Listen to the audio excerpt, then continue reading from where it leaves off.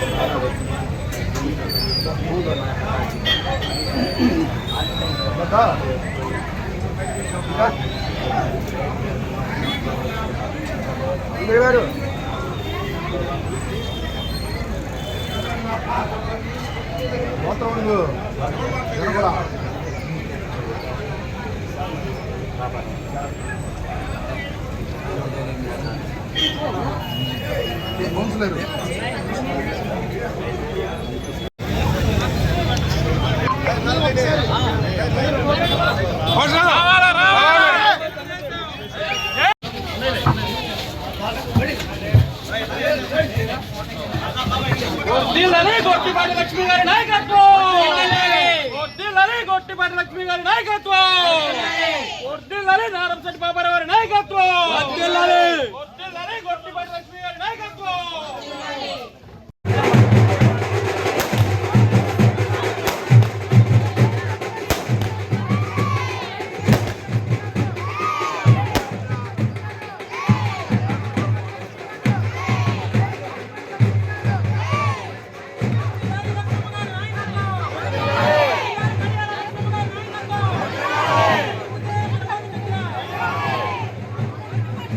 చూపాలి కిందకైనా కొంచెం